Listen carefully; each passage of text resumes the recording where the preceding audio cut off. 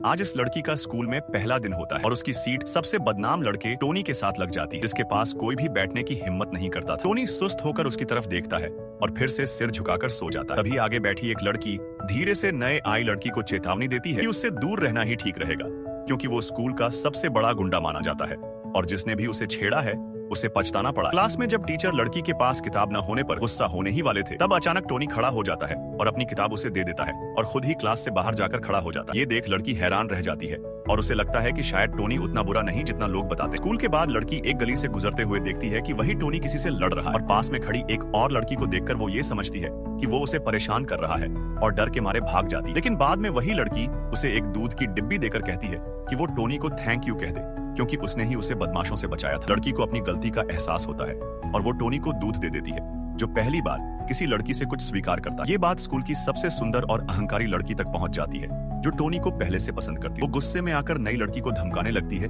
लेकिन तभी टोनी वहां आ जाता है और सब देख लेता है। वो समझ जाता है कि लड़की उसके कारण ही परेशानी में पड़ी। स्कूल के बाद वो लड़की का बैग पकड़कर पूछता है कि उस लड़की ने उससे क्या कहा। लड़की को लगता है टोनी गुस्सा करेगा, लेकिन वो शांत रहता है और शायद पहली बार उसे उस मासूम सी दिखने वाली लड़की में कुछ खास महसूस होता। तभी उसकी नजर लड़की की बाजू पर पड़े चोट के निशानों पर जाती है और पूछने पर वो घबराकर कहती है कि वो गिर गई। असल में लड़की को कुछ समय पहले ब्लड कैंसर डायग्नोस हुआ था और माता पिता उसे पढ़ाई छोड़कर इलाज करवाने के लिए कह रहे थे, लेकिन वो हार मानने को तैयार नहीं थी और इसीलिए अस्पताल के पास वाले इस स्कूल में ट्रांसफर ले लिया था। अगले दिन फिर से स्कूल की सुंदर लड़की उसके पास आकर उसे जबरदस्ती एक पानी की बोतल पकड़ाकर टोनी को देने को कहती है। लड़की मना करती है, लेकिन वो उसे धक्का देकर आगे बढ़ा देती है। लड़की मजबूरी में टोनी तक जाती है।